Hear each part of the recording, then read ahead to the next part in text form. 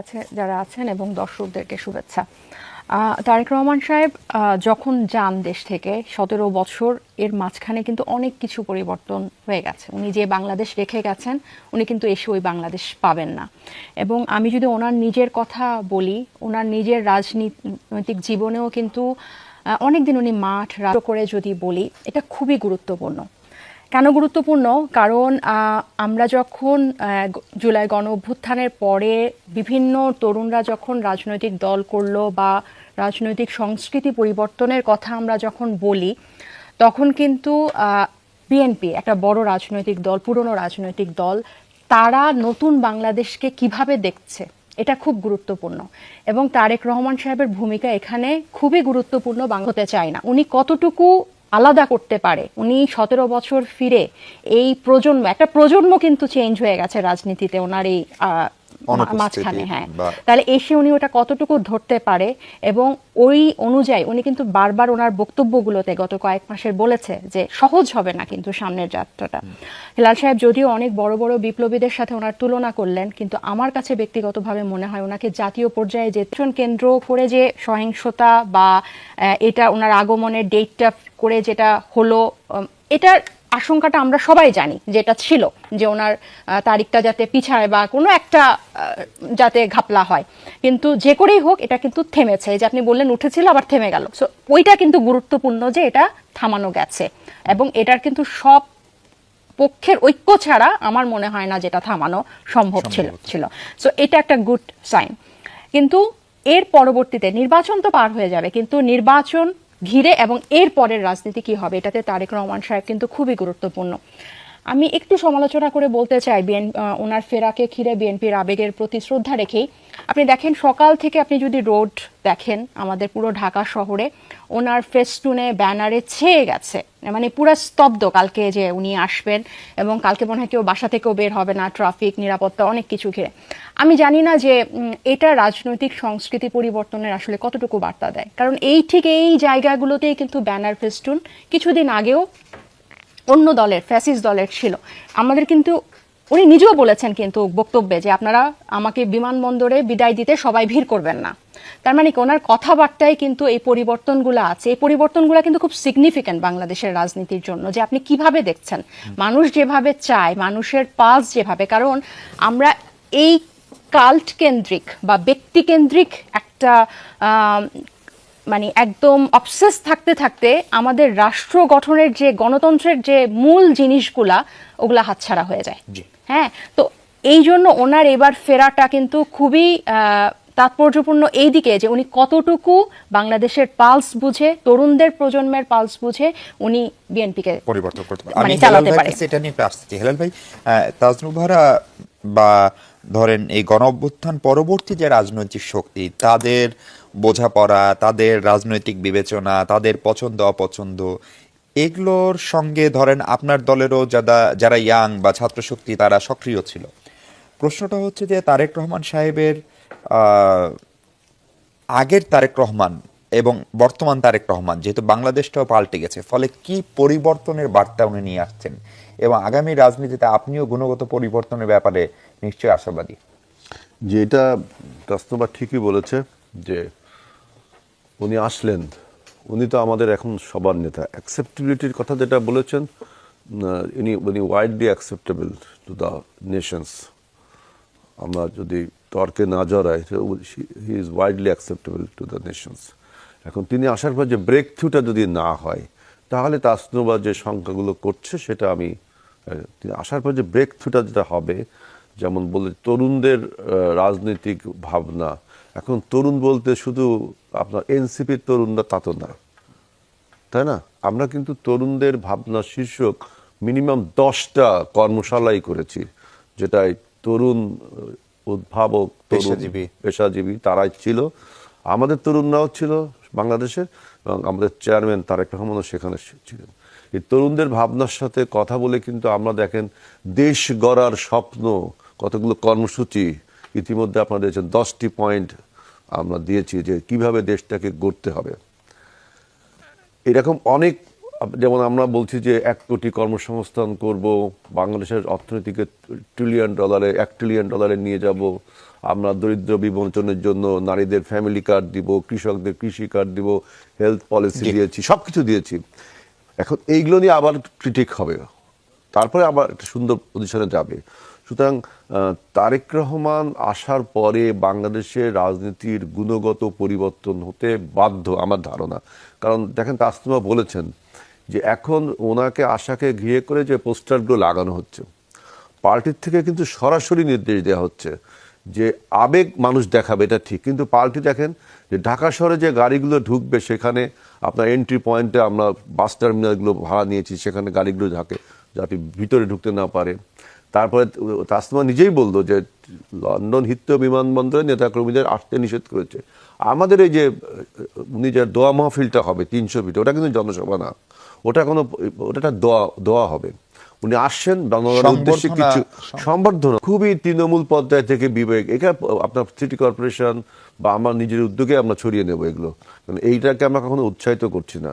আরেকটা বক্তব্য যে দেখেন, ওসমান হাদির হত্যা, এই হত্যাকারীদেরকে যদি আপনি চিহ্নিত না করতে পারেন, ওসমান হাদি হত্যার পরে চিহ্নিত তো করা গিয়েছে, তাদেরকে যদি গ্রেফতার করতে না পারেন, তারপরে যে ঘটনাগুলো ঘটছে, বিশেষ করে গণমাধ্যমের উপরে আঘাত, গণমাধ্যম ব্যক্তিত্বের উপর আঘাত, আপনার প্রথম আলো, ডেইলি স্টার, নুরুল কবির, এদের উপরে আঘাত কারা করেছে চিহ্নিত করা। আজকে দেখলাম 12 জন অ্যারেস্ট হয়েছে, দেখলাম। এইটা চিহ্নিত করলে কিন্তু আমরা ওই শক্তিকে খুঁজে পাবো কারা বাংলাদেশে এই ঘোলাটে পরিবেশ, আপনি যেটা বলছেন ভোলাটাইল সিচুয়েশন, কারা সৃষ্টি করছে। কারণ আমরা যদি এই নির্বাচনটা আনসার্টেন হয়ে যাই, তাহলে বোঝেন যে আমাদের দেশের গণতন্ত্রের কি অবস্থা হবে। সুতরাং তারেক রহমানের যে এবার তিনি আসছেন, আসার পরে রাজনীতিতে আমার দৃঢ় বিশ্বাস একটা ব্রেক থ্রু আসবে, পুরনো সবকিছু চেঞ্জ হবে। প্রফেসর শামীম রেজা, আপনি এই জায়গাটাই, আমি আনন্দবাজারের সম্ভবত 19 তারিখের একটা রিপোর্ট, এবং রিপোর্টার বিএনপি কোনো প্রতিবাদ আমার জানা মতে এখন পর্যন্ত দেয়নি। আনন্দবাজার ভারতের পত্রিকা, তারা দাবি করছে যে হিসাবে দেখেন, সে খুব স্বাভাবিকভাবেই জানতে চাইবে যে এটার ভবিষ্যৎ কি, এবং তার উপরে আবার নির্ভর করবে অন্য বিনিয়োগকারীরা আসবেন কিনা। আমরা তাহলে খোলাখুলি বলি, নিশ্চয়ই যুক্তরাষ্ট্র চিন্তা করবে, তার আরো অনেক মিত্র দেশ আছে, তারা চিন্তা করবে, জাপানের মতো দেশ চিন্তা করবে, চীনের হয়তো ভিন্ন বিবেচনা থাকতে পারে। তো সুতরাং বিএনপি ভালো করবে আমরা আশা করছি, এবং তারেক জিয়া তার নেতৃত্ব দেবেন। তো যদি সেটা হয় তাহলে খুব স্বাভাবিক এটা যে তারেক জিয়ার অবস্থান সম্পর্কে তারা স্পষ্ট হতে চাইবেন যে এই চুক্তিগুলোর কি হবে। এখন সবগুলো চুক্তি সম্ভবত বাতিল করাও যাবে না, কারণ এই চুক্তির ধারা উপধারাগুলো আমরা জানি না। মাঝে মধ্যে যা দু একটা প্রকাশিত হয় তাতে কিন্তু এরকম দেখা যায় অন্তর্বর্তী সরকার না পারেনি, যে অনেক এমনও আছে বিদ্যুৎ সংক্রান্ত বা অন্যান্য গুলোতে যে আপনি বাতিল করতে পারবেন না, বাতিল করলে আপনাকে ক্ষতিপূরণ দিতে হবে বা সেটা 2 গুণ 3 গুণ অর্থে চলে যাবে। অতএব কোন সরকার করলো সেটা বড় কথা না, এটা বাংলাদেশের একটা পক্ষ। সুতরাং তারেক জিয়ার জন্য একটা বড় ধরনের বিবেচনার বিষয় হবে যে কতটুকু এর সাথে সম্পর্কের একটা মাত্রা নির্ভর করবে। এবার আসুন নিরাপত্তার যে রাজ্যগুলো নিয়ে ভারতের প্রধান নিরাপত্তা উদ্বেগ আমাদের পাশে, সেটা নিয়ে এই সরকারেরও কিন্তু বিভিন্ন বক্তব্য আছে। সেটা ধরুন আপনি যদি কূটনৈতিক পর্যায়ে ফেলেন বা কৌশলগতভাবে যে কোনো দেশ এটা করবে, কিন্তু সাম্প্রতিক সময়ে প্রতিবেশী দেশের ব্যাপারে বা ভারত বিরোধিতার যে ধরনের আমরা প্রবাহটা লক্ষ্য করছি, এটা ঠিক একটা বয়ান তৈরির প্রবাহ কিনা, বা এটা নীতিকে প্রভাবিত করবার জন্য করা হচ্ছে কিনা, বা রাজনৈতিক কারণে করা হচ্ছে কিনা, এটা বিভিন্ন রকম ব্যাখ্যা হতে পারে। কিন্তু এইটার কিছু কিছু বক্তব্য এমনভাবে এসেছে যে ভারত প্রতিবেশী হিসাবে, রাষ্ট্র হিসাবে তার প্রতিক্রিয়া জানানোর একটা সুযোগ কিন্তু তৈরি হয়। আপনি যদি বলেন যে আপনার যারা ভিন্ন মতাবলম্বী, আপনার যারা বিচ্ছিন্নতাবাদী, আপনার যারা নিরাপত্তার জন্য তৈরি করতে পারে, হুমকি তৈরি করতে পারে, তাদেরকে আপনি আশ্রয় প্রশ্রয় দেবেন। দেখেন, বাংলাদেশ যে কোনো মুক্তিকামী মানুষের সঙ্গে বিশ্বের নাগরিক হিসাবে আন্তর্জাতিক সনদের স্বাক্ষর তার আছে, এবং তার একটা দায়িত্ব আছে, কিন্তু তার অর্থ এই না যে আপনি ইমিডিয়েট নেইবারের সিকিউরিটির জন্য আপনি রিস্ক তৈরি করবেন এবং সেটা অত্যন্ত জোর গলায় আপনি এখানে বলবেন। এখন তারেক জিয়ার প্রসঙ্গে এই কারণে গুরুত্বপূর্ণ যে তাকে নিশ্চিত করতে হবে, বা ভারত নিশ্চিত হতে চাইবে যে নেতা কি করবেন, বা বিএনপির অবস্থান কি, বা তারেক জিয়ার অবস্থান কি। আমাদের দলের একটা বড় অংশ নির্ভর করে শীর্ষ নেতার উপরে, তিনি কি ভাবছেন, এটা খুব স্বাভাবিক, এটা লুকিয়ে রাখার কোনো কিছু না। এখনো এটাই বলে শেষ করি যে বিষয় থেকে বাংলাদেশ সরে এসেছে, যে এই নিরাপত্তা ঝুঁকিতে সে সমর্থন দেবে না, সামরিক অসামরিক কোনো রকম সমর্থন দেবে না, সেটা বিগত সরকার করেছে। যে সরকারের ব্যাপারে রিজার্ভেশন রয়েছে বাংলাদেশের, তার ব্যাপারে ভারতের সম্মতির ব্যাপারেও রিজার্ভেশন আছে। কোনো লুকানো ছাপানোর বিষয় এটা নাই, অসংখ্য আলোচনা এটা নিয়ে আছে। আপনি কি আবার সেটাতে ফিরে যেতে পারবেন কিনা, আপনি যেটা থেকে কতখানি বাস্তবসম্মত হবে, দুটোই ফিরে যাওয়া যায় কিনা বাস্তব, এবং সেই অত্যন্ত গুরুত্বপূর্ণ সিদ্ধান্ত জনাব তারেক জিয়াকে নিতে হবে। আমি একদম 30 সেকেন্ডে বলে, আমাদের সীমিত বিভিন্ন সময় কথা বলার সুযোগে এই পরিস্থিতির আগে আমরা সাবেক যত কূটনীতিকের সঙ্গে ভারতে কথা বলতে পেরেছি, বা সামরিক অসামরিক কর্মকর্তার সঙ্গে বিভিন্ন সভা সেমিনারে কথা বলতে পেরেছি, গত 1.5 বছরে তো আর সে সুযোগ আমাদের হয়নি। তাতে কিন্তু তারেক জিয়ার আসার প্রস্তুতির অনেক আগের কথা, এবং সেখানেও কিন্তু তারা বিভিন্ন সময় অনানুষ্ঠানিকভাবে, যদি আমরা জাতীয়তাবাদী দলের নীতি নির্ধারক কেউ না বা দলের কেউ না, তারা বিভিন্ন সময় কিন্তু বলেছেন তাদের অস্বস্তির কথা, আবার প্রত্যাশার কথা বলেছেন যে যদি বিএনপি কখনো আসে তাহলে এই ব্যাপারে কি করবেন বা তারেক জিয়া কি করবেন। সুতরাং আমি মনে করি যে এটা খুব পরিশীলিতভাবে, কূটনৈতিকভাবে, বিচক্ষণতার সাথে, কৌশলগতভাবে আমাদের আলোচনা প্রয়োজন আছে। তাজমা যাবেন, আমরা একটা বিরতিতে যাব, আপনার কাছে প্রশ্নটা রেখে। সেটা হচ্ছে তারেক রহমানের নিরাপত্তা নিয়ে আমাদের অনেকের নিরাপত্তা নিয়ে উদ্বেগ, বিশেষ করে একজন ইনকলাব মঞ্চের আহ্বায়ক যিনি সংসদ সদস্য প্রার্থীও ছিলেন বটে, তার উপরে দিনে দুপুরে যেভাবে হামলা হলো, তারপরেও আমরা মিরপুরে এনসিপির 6 জনের উপরে হামলা দেখলাম, বিএনপির একাধিক নেতার উপরে হামলার ঘটনা জানি। এই অবস্থায় ওনার নিরাপত্তা নিয়ে আপনারা কতখানি কনসার্ন, নাম্বার 1, এবং নাম্বার 2 হচ্ছে এই নিরাপত্তা বিধান করার জন্য সরকারের যে সমস্ত উদ্যোগ, ধরেন গানম্যান দেওয়া বা অন্যান্য নিরাপত্তা ব্যবস্থা নেওয়া, সেইটা আসলে আইন শৃঙ্খলা পরিস্থিতির একটা ভঙ্গুরতাকেও তুলে ধরে কিনা, এবং সেক্ষেত্রে তারেক রহমানের জন্য চ্যালেঞ্জ তো হয়তো আরো বেশি হবে কিনা, সেই প্রসঙ্গে কথা বলতে চাই। দর্শক, ছোট্ট একটা বিরতির পর দর্শক আরেকবার স্বাগত 24 ঘন্টায়। তারেক রহমানের দেশে ফেরা ও আগামীর বাংলাদেশ নিয়ে কথা বলছি আমরা। এনসিপির নেতা ও সংসদ সদস্য প্রার্থী তাজনুভা জাবিন আছেন আমাদের সঙ্গে। তাজনুভা জাবিন, নিরাপত্তা ব্যবস্থা, গানম্যান, এইসব দিয়ে আসলে প্রকৃত পরিস্থিতি সামাল দেওয়া যায় কিনা, এবং তারেক রহমানের ঝুঁকিও নিরাপত্তা ইস্যুতে আগে থেকে আমরা অনেকেই বলছিলাম, সেটা এখন দূর হলো বলে আপনারা মনে করেন কিনা, যারা মাঠে ঘাটে আছেন? এই নিরাপত্তার প্রশ্নটাতে আসার আগে আমি একটু আমার দুই সহ আলোচকের দুটো বিষয় অ্যাড্রেস করি, তাহলে এইটার সাথে লিংক ভালো হবে।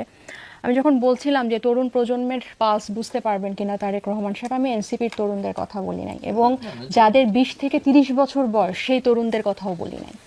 আমরা কিন্তু যে যাদের বয়স 30-এর নিচে, যাদের বয়স 20-এর মধ্যে, তাদেরকে কেন্দ্র করেও রাজনীতি, যে মানুষ 60 বছর 70 বছর বয়স, যে বাংলাদেশের গণতান্ত্রিক পরিবর্তন চায়, সেও তরুণ আমাদের কাছে। সো এই পালসটা উনি এসে কতটুকু বুঝতে পারেন, এবং ওনার নেতৃত্বের পারদর্শিতা কিন্তু মানুষ অবশ্যই দেখবে ওনাকে একটা ওইভাবে ফিগার হিসেবে মানার আগে। এই পরীক্ষাটা ওনাকে দিতে হবে, এবং আমি মনে করি যে এটা উনি নিজেও বোঝেন।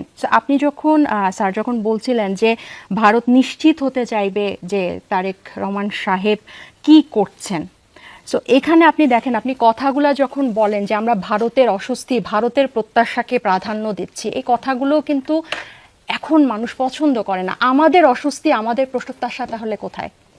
তারেক রহমান সাহেব যদি সরকার প্রধান হয়, যেই সরকার প্রধান হোক, তাকে কিন্তু বাংলাদেশের মানুষের অস্বস্তি প্রত্যাশাকে আগে প্রাধান্য দিতে হবে। আমরা যেরকম নতজন একটু না, আমি একটু 10 সেকেন্ডে, কারণ শব্দটা একটু বিভ্রান্তিকর মনে হতে পারে। যে কোনো রাষ্ট্রেরই সক্রিয় এবং স্বাধীন সেই সুযোগ আছে যে সে তার বেস্ট ইন্টারেস্টেই কাজ করবে। That is the essence of foreign policy. তার মানে কিন্তু এই না যে আমাদেরটা অগ্রাহ্য করা হচ্ছে। আমরা কিন্তু সমানভাবে বলে আসছি যে বাংলাদেশের অস্বস্থতাকে বিবেচনায় নিতে হচ্ছে, কিন্তু আলোচনার সূত্রটা ছিল যে জনাব তারেক জিয়ার সাপেক্ষে ভারত কি ভাবছে বা কি ভাবতে পারে, যে ওইটা একটু স্পষ্ট করার জন্য আমি যেখানে বলছিলাম, তো এই জিনিসটা কিন্তু এখন দেখতে হবে। কারণ আপনি দেখেন, গত জুলাই গণ অভ্যুত্থানের পরে ভারতীয় গণমাধ্যমে এবং তাদের বিভিন্ন প্রাক্তন কূটনীতিকরা যেভাবে আমাদের এই অভ্যুত্থানকে অ্যাড্রেস করেছেন, যেভাবে এটাকে একটা দাঙ্গা হিসেবে দেখিয়েছেন, এটাকে একটা জঙ্গি হামলা হিসেবে দেখিয়েছেন, এবং যে ধরনের মন্তব্য করেছেন, এগুলো কিন্তু আমরা কেউ ভুলে যাব না। এগুলো আমাদেরকে মর্মাহত করেছে। তো আমাদের যখন যে নেতৃত্ব দিবে পরবর্তীতে বাংলাদেশকে, তাকে কিন্তু এটা মাথায় রাখতে হবে যে বাংলাদেশ এই নতজানো এটা পছন্দ করবে না, এটা কখনোই করবে না। এটা আপনি যাকেই আনেন তাকে কখনো এটা করবে না। দেখেন, পররাষ্ট্রের কূটনীতিক এসব অনেক সমীকরণ আমাদের থাকবে, কিন্তু আমাদের এই যে আমরা একটা অঙ্গরাজ্য হয়ে আছি একটা প্রতিবেশী দেশ, এই মনস্থান, এটা আগে আমাদের ব্রেন থেকে বের করতে হবে যে তাদেরকে আমাদের খুশি রাখতে হবে, তাদের আস্থা প্রত্যাশা আমাদেরকে। শুনেন, সরকার গঠন হওয়ার পর চুক্তি টুক্তি সব দেখেই সব সরকার হবে, কিন্তু আগে ওই জিনিসটা সেট মানে করতে ওইটা হবে, একটা মাত্রা হতে পারে না মাত্রা আগে সেট করতে হবে। হ্যাঁ, যে আমার অস্বস্তি, আমার প্রত্যাশা, জনগণের প্রত্যাশা এখানে পারস্পরিক একটা শ্রদ্ধাবোধের মাধ্যমে হচ্ছে কিনা। আরেকটা হচ্ছে নিরাপত্তার কথা আপনি যেটা বললেন তারেক রহমান সাহেবের, আমার কাছে মনে হয় না যে আপনি গানম্যান দিয়ে বা চারপাশে খুব সিকিউরিটি টাইট করে আপনি নেতাদের বা যারা জুলাই গণ অভ্যুত্থানে নেতৃত্ব দিয়েছে বা সিভিল সোসাইটি, সাংবাদিক, শিক্ষক, বুদ্ধিজীবী, আপনাদের এদের নিরাপত্তা নিশ্চিত করতে পারবেন। নিরাপত্তা নিশ্চিত করতে হলে পুরো দেশের করতে হবে, মানুষের করতে হবে। যারা রাজনীতিটা, আমি গতকালও বলছিলাম, যারা রাজনীতি করতে এসেছেন তারা জীবনের ঝুঁকি নিয়ে এসেছেন, বরং যে মানুষটা বেঁচে থাকার অধিকারকে বেশি প্রাধান্য দেয় তার নিরাপত্তা নিশ্চিত করতে হবে। যে আমি তো রাজনীতিতে, আপনি শুধু তারেক রহমান সাহেব বা নাহিদ ইসলাম বা জামাতের কোনো নেতাকে নিরাপত্তা দিলেন, তাদেরকে একদম মানে ভিআইপি কেন্দ্র করে, তাহলে ওনারা যাদের জন্য রাজনীতি করছেন তাদের নিরাপত্তা কে দিবে? আপনাকে ওই নিরাপত্তা ইস্যুতে একটু বলি, ধরেন ওসমান আলী হত্যাকাণ্ডের পরপরই খবর বের হলো তার হত্যাকারীরা ভারতে পালিয়েছে। ধরেন বাংলাদেশের যে কোনো হত্যাকাণ্ডে হলেই এত বড় সীমান্ত যে হত্যাকারীর ওপাশে চলে যায়, ফলে ভারত যেন সেই হত্যাকারীদেরকে আশ্রয় না দেয় অথবা চলে গেলেও ফেরত দেয়, সেজন্যও তো আপনার ভারতের সঙ্গে একটা ওয়ার্কিং রিলেশন লাগবে। আপনার মানে কি মনে আপনার হয় সেই কনফিডেন্সে তাকে রাখতে হবে, না? সেটা জরুরি কিনা? আপনি কি মনে করেন গত এরকম গণহত্যাকারীকে ওনারা যেভাবে আশ্রয় দিয়েছেন এবং ওনার রায়ের পরে, বিচারের যে রায়, আমরা একটা প্রথম রায়টা পেয়েছি, ওটার পরে ওনাদের সাবেক কূটনীতিকরা যেভাবে দাম্ভিকতার সাথে বলেছে যে কখনোই ভারত ফেরত দিবে না, ওপেনলি বলেছে, আপনি কি তাদের মধ্যে মনোভাব দেখতে পারেন যে তাদের কোনো ধরনের চিন্তা আছে কিনা, মানে এরকম কোনো ইচ্ছা আছে কিনা যে আমাদেরকে সহযোগিতা করবে? এটা তো অস্পষ্ট না, চোখের সামনে দিনের আলোতে। তার মানে বাংলাদেশ ভারত সম্পর্ক এগোনোর আর কোনো রাস্তা নাই।